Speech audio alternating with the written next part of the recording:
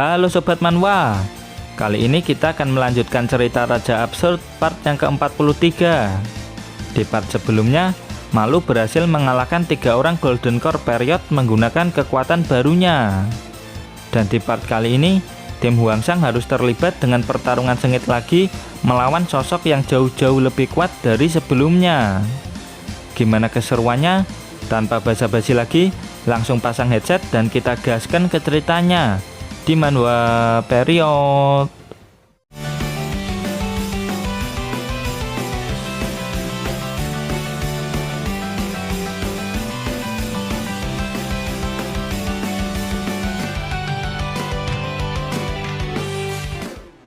Terlihat monsternya Malu mengeluarkan gelombang energi spiritual yang mirip haki hingga membuat semua anggota kriter yang masih tersisa pingsan semua. Dan setelah melahap mereka semua, monster rank A+-nya Malu langsung pergi ke dalam lautan. Kemudian laut kembali tenang seperti tidak terjadi apa-apa. Setelah berhasil menang, tim Hwangsang mendapat 10 obat pembangkit merah tingkat tinggi. Namun mereka tidak tertarik dengan itu karena semua perhatian tertuju kepada Malu. Lalu Makianji menyapa anak semata wayangnya itu dan bertanya ke Malu apa yang sebenarnya sudah terjadi ketika Malu tenggelam di lautan. Malu berkata ke ayahnya supaya tidak perlu khawatir. Saat terjatuh, Malu mendengar suara dari dalam lautan. Makianji dan yang lainnya pun langsung terheran-heran. Suara tersebut berasal dari tempat yang sangat jauh. Saking jauhnya, mungkin seperti kembali ke zaman kuno. Suara itu juga memberitahu Malu tentang beberapa rahasia yang sangat luar biasa. Lalu Makianji menepuk pundak Malu. Makianji sadar kalau dirinya bukanlah sosok ayah yang baik. Makianji memberi nasihat kepada Malu untuk jangan ragu melakukan apapun yang Malu inginkan. Hidup ini sangat singkat, namun ada banyak kesempatan di dalamnya. Dan sekali saja Malu melewatkannya, maka kesempatan tersebut tidak akan pernah datang lagi. Anak baik, lakukan yang terbaik untuk mengejar hal yang kau inginkan, ucap Makianji. Di sisi Malu, dia hanya terdiam dan tidak membalas perkataan ayahnya itu. Hwangsang dan yang lainnya pun juga tidak bisa berkata-kata karena ini menyangkut persoalan ayah dan anak. Akhirnya Malu berjalan menjauh dari tim Hwangsang.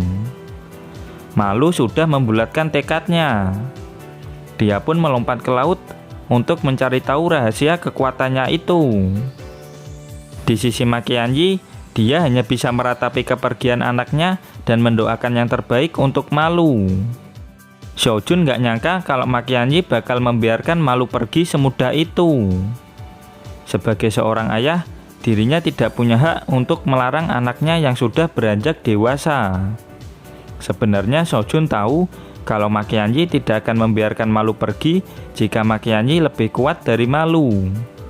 Makianji membenarkannya. Dia bisa mematahkan kaki Malu andai saja dirinya lebih kuat. Hal ini membuat Manyu menarik kembali kesan baiknya. Setelah itu, mereka pun memutuskan untuk pulang kembali ke markas. Jika Dan Yuan jadi autor, dia akan menulis skrip jika Malu akan berada dalam bahaya dan mereka akan pergi menyelamatkannya. Jin Chan pun setuju dengan alur cerita seperti itu. Tak berselang lama mereka berlayar, tiba-tiba terjadi guncangan gelombang laut yang sangat besar.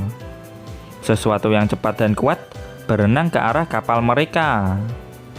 Ternyata itu adalah Malu. Bercanda. Siapa yang peduli dengan rahasia kekuatan ini? Ucap Malu dengan polos.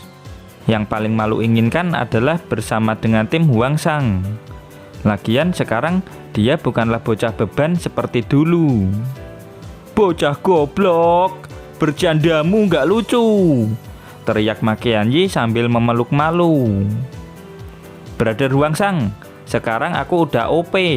Kau tidak bisa memanggilku muntahan air lagi, ucap Malu dengan sombong. Hwangsang pun membenarkannya. Dia perlu nama baru buat Malu. Kalau gitu ini saja, muncratan air. ucap Huangsang tanpa dosa. Setelah berada dalam wujud imbibitor lunae dalam jangka waktu yang lama, Malu pun pingsan dan wujudnya kembali berubah menjadi manusia biasa. Xiaojun mengira kalau ini akibat Huangsang yang mengatai Malu muncratan air. Tapi penyebab utamanya bukan itu. Malu hanya kehabisan energi spiritual. Huangsang yakin kalau Malu pasti baik-baik saja. Saat ini energi spiritual Malu sangat aneh. Huangsang belum paham cara kerja energi spiritual Malu ketika berada di mode imbibitor lunae. Dan Yuan dan Jinchen setuju dengan Huangsang. Meskipun energi spiritual Malu kuat, tapi sangat sulit untuk dipahami. Mereka semua sangat beruntung karena Malu mendapatkan kekuatan misterius dari lautan. Meskipun Malu sudah bertambah kuat, mereka semua juga harus meningkatkan kekuatan spiritualnya. Jika tidak, mereka akan kewalahan jika terjadi pertarungan di level seperti ini. Huangsang bersyukur Malu mendapatkan kekuatan tersebut. Jika tidak, maka timnya akan dibantai habis sama timnya Zhen Guang. Di sisi Xiaoyu, dia mengira kalau Huangsang menganggapnya sebagai beban. Jadi Xiaoyu membulatkan tekad dan mengajak Huangsang untuk melakukan kultivasi ganda sekarang.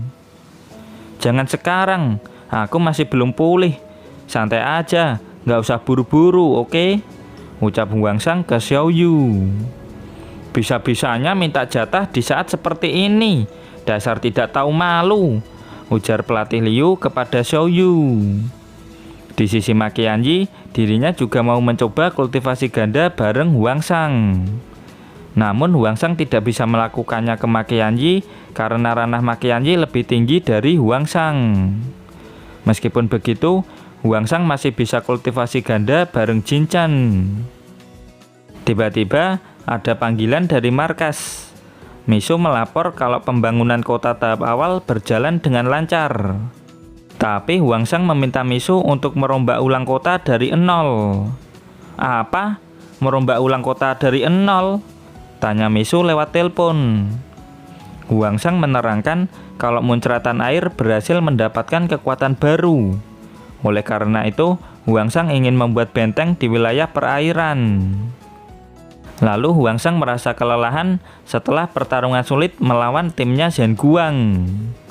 Tiba-tiba, Huangsang tumbang tidak sadarkan diri. Kemudian panel berpindah ke tim organisasi Kriter yang lain. Somplak melapor kepada seseorang untuk menyingkirkan para pengkhianat itu. Selain mencuri banyak pembangkit merah, mereka juga membantai habis tim Zhen Guang. Orang ini mendeteksi ada 2 orang yang teridentifikasi sebagai Gao Dan Yuan dan Wang Muyang. Ada 2 orang lain yang aku kenal, namanya Liu Shaoyan dan Jinchen. Mereka berdua adalah muridku, jadi serahkan saja masalah ini padaku, ucap pria yang masih misterius ini. Kemudian panel flashback sebentar di mana pelatih Liu memohon ampun dan minta tolong pada gurunya karena menerima siksaan yang sangat pedih. Kejadian itu sudah sangat lama. Mungkin saja pria ini tidak akan mengenali kedua muridnya itu. Singkat cerita, tim Huangsang sudah sampai di pesisir pantai. Pelatih Liu adalah ketua tim, jadi semuanya harus mendengarkan perintahnya. Terutama Xiaojun yang disuruh menggendong Huangsang dan Malu. Kenapa mesti aku sih? Ujar Xiaojun. Salah sendiri jadi yang terlemah, ucap Manyu. Kemudian pelatih Liu menanyakan kondisi Yuqiong. Soalnya ini adalah pengalaman pertama Yuqiong terlibat pertarungan yang sangat berat. Di sisi Xiaoyu, dia tidak begitu paham dengan Liu Shaoyan. Sedangkan Jinchen bisa memahaminya. Meskipun sama-sama lari dari organisasi Kriter, situasinya berbeda. Jinchen tidak pernah mendapatkan siksaan pedih seperti pelatih Liu. Itu bukanlah siksaan biasa yang bisa dilewati oleh orang biasa. Mereka akan lebih memilih mati, tapi tidak bisa. Pelatih Liu kehilangan telinganya karena siksaan tersebut. Selain itu, organ dalamnya pasti juga hancur ketika mendapat siksaan tersebut. Xiaoyu nggak nyangka kalau masa lalu Liu Xiaoyan sekelam itu.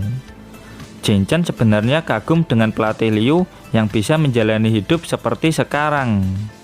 Jika itu dirinya, pasti Jin Chen udah mokat. Dan karena masa lalu yang kelam itulah, pelatih Liu menjadi sosok yang seperti sekarang ini.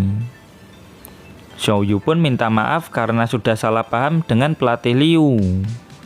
Semua orang memiliki masa lalu yang tidak bisa ia lupakan. Seharusnya Xiaoyu lebih toleran ke pelatih Liu. Apa maksudmu? Jangan-jangan kau berencana jadi antagonis lagi ya? Ujar pelatih Liu. Lalu dirinya menyuruh Yukyong untuk jangan dekat-dekat sama Xiaoyu. Nanti bisa ketularan anehnya. Liu Xiaoyan kampret, umpat Xiaoyu. Setelah itu panel berpindah ke pesisir pantai. Tim pengejar organisasi Kriter sudah sampai di kapal Zhenguang. Orang ini merupakan master senior organisasi Kriter. Namanya Shi Fanghua. Dia berada di ranah Golden Core Period tingkat tinggi. Dia juga merupakan gurunya pelatih Liu dan Jin Chen ketika masih berada di organisasi Kriter. Saat ini tim Huangsang sedang kembali ke markasnya. Sedangkan tim Fanghua masih berada di pesisir pantai. Saat ini Huangsang dan Malu masih pingsan. Lalu Dan Yuan ingin membicarakan hal penting. Saat ini dia sudah dicap sebagai pengkhianat organisasi. Oleh karena itu, dia memilih berada di pihak Huangsang. Jelek-jelek gini, dia berada di ranah Golden Core Period. Jadi pasti berguna bagi tim Huangsang. Jin Chen berterima kasih sama Dan Yuan, tapi hal itu harus diputuskan sama Huangsang. Sedangkan Huli yakin kalau posisi Dan Yuan saat ini pasti sudah diketahui, dan sekarang pasti ada tim lain yang mengejar mereka. Dan Yuan menerangkan kalau itu tidak mungkin. Dirinya hanya bisa dilacak dengan radar, dan radar itu sudah ia buang ke lautan. Organisasi tahu lokasi ketika Dan Yuan mokat itu hanyalah kebohongan. Lalu Man Yu bertanya, apa tujuan organisasi terus-terusan meningkatkan pembangkit merah tersebut? Dan Yuan menjawab dengan tegas, untuk menghasilkan manusia terkuat. Terus, kalau sudah jadi manusia terkuat, mau apa? Tanya Man Yu. Dan Yuan gak tahu tujuan aslinya. Itu urusannya para sepuh organisasi. Dirinya hanya menjalankan tugas. Walah, jadi dirimu cuma kacung toh, ujar Man Yu tanpa dosa. Kemudian panel berpindah ke pesisir pantai. Saat berjalan ke arah hutan, tim Fanghua merasa ada sesuatu yang aneh di dalam hutan. Ternyata zombie mutan Huli menghadang mereka semua. Lalu Fanghua menyuruh para bawahannya untuk mundur. Mereka bisa mokat kalau sampai terkena serangan Fanghua. Skill Phoenix Explosion pun diaktifkan. Skill tersebut langsung membakar habis zombie mutannya Huli. Di sisi Huangsang, dirinya langsung terbangun. Huangsang terbangun karena merasakan energi spiritual yang sangat besar. Huli menjelaskan kalau tim pengejar sudah sampai. Pasukan zombie mutannya sudah dibantai habis dalam waktu sekejap. Orang ini sangat kuat, ucap Huli. Benar, jauh-jauh lebih kuat dari sebelumnya, wimbuh Huangsang. Di sisi Fanghua, dirinya sudah membantai habis para zombie mutan dan membakar sebagian hutan yang ada di depannya. Setelah membakar hutan, dirinya tetap memasang wajah tidak berdosa. Kemudian Fanghua mengaktifkan skill Flame After Image. Dia menyebarkan keempat bunsinnya ini untuk mencari tahu keberadaan tim Huangsang. Dengan skill Earthbird Insight, Xiaojun mengetahui kalau musuh bisa menggunakan skill bunsin seperti Huangsang. Salah satu bunsin bergerak ke arah mereka, dan itu sangat cepat. Mereka bisa tertangkap jika tidak melakukan sesuatu. Bagaimana ini? Jika bunsinnya menemukan kita, maka tubuh utamanya akan langsung mengejar kita, ujar Xiaojun yang sudah mulai panik. Kemampuan bunsin Fanghua masih belum mereka ketahui. Jika bunsin tersebut memiliki kemampuan observasi, maka tidak ada gunanya mereka bersembunyi. Huangsang pun menyuruh semuanya untuk mendengarkan perintahnya. Secepat mungkin kembali ke markas dan langsung menghubungi STY dan Guoba untuk membantu mereka. Musuh kali ini tidak bisa mereka hadapi sendirian. Jadi Huangsang akan mengulur waktu sampai bala bantuan tiba. Huangsang langsung gas lari ke arah selatan sambil diikuti para bunsinnya dari belakang. Setelah dihubungi tim Huangsang, STY langsung exciting. Dia mengajak Guoba untuk gas pergi ke tempat Huangsang. Sebelum itu, Guoba ingin tahu terlebih dahulu mengenai situasi yang terjadi di sana. STY tidak punya waktu untuk menjelaskannya. Jika mereka terlalu lama, maka Huangsang bisa mokat. Guoba pun akan pergi menyiapkan pesawat tempurnya. Karena itu memakan waktu yang lama, Guoba pun jadi pesawatnya. "Gaspol jet Guoba!" teriak STY. Mereka berdua pun langsung gaspol meluncur ke wilayah selatan. Kemudian panel berpindah ke salah satu after impact Fanghua di dalam hutan. Keempat after impact miliknya mengaktifkan skill deteksi The Flame Shine Through the Sky. Menyadari kalau keempat bunsin musuh menggunakan kemampuan observasi, Shojun menyarankan untuk tidak bersembunyi dan lari saja sekuat tenaga. Jangan sampai mereka semua tertangkap. Tak lama kemudian, salah satu bunsin Fanghua bertemu dengan Huangsang. "Apa kau sengaja mencegatku di sini?" tanya Fanghua. Huangsang tidak menjawabnya karena sedang ngos-ngosan. Fanghua tahu kalau Huangsang sengaja tidak bersembunyi supaya bisa ditemukan. Namun saat ini Fanghua tidak mau bertarung dengan Huangsang. Dia tahu kalau Huangsang hanyalah umpan supaya teman-temannya bisa kabur. Huangsang terkejut karena Fanghua mengetahui rencananya. Lalu bunsin Fanghua yang ada di hadapan Huangsang langsung menghilang. Di sisi bunsin yang lain, Fanghua berhasil mengejar Dan Yuan, Manyu, dan Shojun. Mereka bertiga langsung panik karena musuh berhasil mengejar mereka. Ternyata dirinya benar, bocah yang tadi hanyalah umpan. Lalu Fanghua menyuruh para bawahannya untuk menunggu perintah penangkapan sampai dia berhasil melumpuhkan semua target.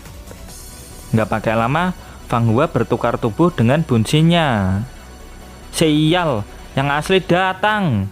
teriak Dan Yuan. Dengan cepat, Fanghua mengaktifkan kembali skill after impact-nya. Keempat bunsin ini langsung pergi mencari teman-teman Huangsang yang lain. Mereka bertiga tidak bisa menghentikan keempat bunsin ini. Di sisi Fanghua yang asli, dia mulai mengeluarkan energi spiritual yang sangat kuat. Dia berencana membawa si pengkhianat Dan Yuan dan 2 bahan baku yang bagus. "Sekarang, keluarkan kemampuan terbaik kalian. Jangan tinggalkan penyesalan apapun di dalam hati kalian," ucap Fanghua. "Tekanan spiritual macam apa ini?" ujar Dan Yuan dalam hati.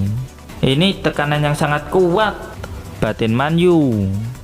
"Sial, seberapa kuat orang ini?" ujar Shojun dalam hati. "Cepat Guoba, lambat bet, kau ini pesawat apa keong?" teriak STY. "Bacot anjing, ini udah yang paling cepat," bentak Guoba.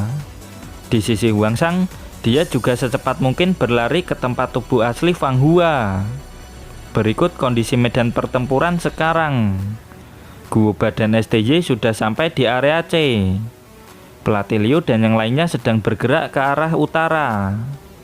Huangsang sedang lari ke arah tubuh asli Fanghua. Dan Yuan, Manyu, dan Shojun sedang berhadapan dengan Fanghua. Ketiga bunsin Fanghua sedang mencari keberadaan tim Huangsang yang lain. Dan para NPC bawahan Fanghua sedang standby di pesisir pantai menunggu perintah. Kemudian panel berpindah ke tempat Fanghua yang sedang berhadapan dengan Dan Yuan, Manyu, dan Shojun. Fanghua menyuruh mereka bertiga untuk mengeluarkan semua kemampuannya supaya tidak menyesal. Nggak pakai lama, Manyu langsung mengeluarkan skill terkuatnya, yaitu Dark Matter Field mode Abyss. Bentuk Abyss tidak hanya memperlambat energi spiritual, tapi juga bisa mengunci pergerakan lawan. Di sisi Shojun, dirinya menembakkan spiritual light wave full power ke arah Fang Hua. Tak mau kalah, Dan Yuan mengeluarkan skill Power Pressure Fist yang diperkuat dengan buff sistem yang meningkatkan damage sebesar 100%. Melihat serangan combo ini, Fang Hua tetap tenang dan tidak ada panik-paniknya sama sekali. Skill kuat Fire Force pun dilesatkan. Dan dawar. Skill tersebut langsung menyebabkan kawah besar di tempat itu. Lalu dirinya menyuruh para bawahannya bergerak ke tempat ledakan untuk menangkap Dan Yuan dan 2 orang Awakener yang lain. Nggak pakai lama, para NPC bawahan Fang Hua langsung gas OTW ke sana. Kemudian panel berpindah ke tempat Jin Chen berada. Karena naik mobil itu lama, Jin Chen membawa Malu, pelatih Liu, Zhou Yu, dan Yu Qiong ke markas secepat mungkin.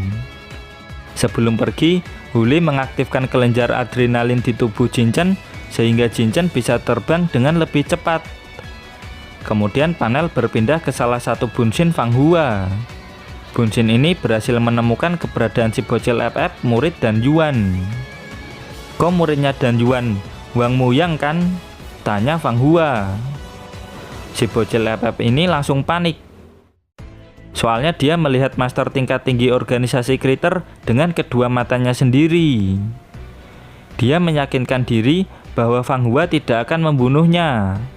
Lagian Hu Li dan Maki Anji akan datang karena tugasnya adalah menjadi umpan. Sekarang tubuh asli Fang Hua sudah berada di hadapannya. Si bocil FF langsung panik sejadi-jadinya karena tekanan spiritual Fang Hua yang sangat kuat. Seolah-olah dia melihat kematian di depan matanya. Aku tidak akan selamat. Hu Li, Maki Anji, cepatlah keluar, ujar si bocil FF dalam hati. Meskipun kau masih bocil, jangan harap pengampunan dariku. Semua pengkhianat pantas mati, ucap Fang Hua. Tiba-tiba dari belakang muncul 2 siluet orang. Dan dawas. Maki Anji mengajarnya dengan skill Tiger Mutant Fist full power dan dikombo dengan skill Massive Population virusnya Hu Li. Kali ini kau tidak akan bisa kemana-mana lagi, ujar mereka berdua. Fang Hua cukup terkejut. Serangan dari 2 orang Cardiac Period ini mampu menembus pertahanannya. Dia sangat senang karena menemukan 2 bahan baku yang bagus. Kemudian Fang Hua menerangkan meskipun skill mereka bisa menembus pertahanannya, hal itu tetap percuma karena perbedaan ranah yang terlalu jauh. Tidak bisa dipungkiri, hal tersebut benar adanya. Lalu Fang Hua mengeluarkan energi spiritualnya lagi. Dia menegaskan kalau akan membawa mereka semua ke organisasi Kriter. Maki Anji, Hu Li, dan si bocil FF sudah bersiap bertahan dari serangan Fang Hua. Skill Fire Force pun Fang Hua lesatkan. Dan dawar. Hu Li, Maki Anji, dan si bocil FF langsung terhempas tidak berdaya. Sebelum menyelesaikan skillnya, tiba-tiba Fang Hua menerima telepon dari bawahannya. Skillnya belum selesai, tapi daya hancurnya sudah sekuat ini, batin Maki Anji dan Hu Li. Siapa yang menyerang kalian? Tanya Fang Hua ke para bawahannya. Samsudin menerangkan kalau ada orang-orang aneh yang menyerang. Satunya bersinar dan satu lagi bisa meledakkan diri.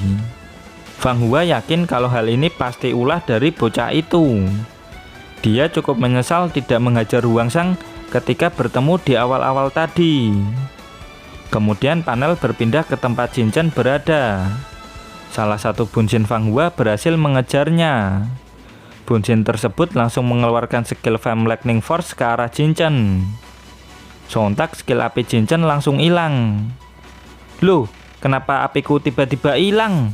Ujar Jin Chen yang langsung terjatuh ke dalam hutan. Dan tidak hanya itu, Jin Chen tidak bisa menggunakan energi spiritualnya lagi. Begitu juga dengan pelatih Liu dan semua orang yang ada di sana. Ini semua terjadi akibat efek dari skill Bunshin Fang Hua yang barusan. Mereka tidak punya pilihan lain selain lari dari sana. Di sisi Fang Hua, akhirnya dia mengetahui lokasi Jin Chen dan pelatih Liu. Akan tetapi, Maki Yanji dan Huli tidak akan membiarkan Fang Hua pergi ke tempat Jin Chen berada. Mereka berdua berjuang mati-matian karena anak sematawayang dan adik kesayangan mereka ada di sana. Kalian berdua benar-benar keras kepala, ujar Fang Hua.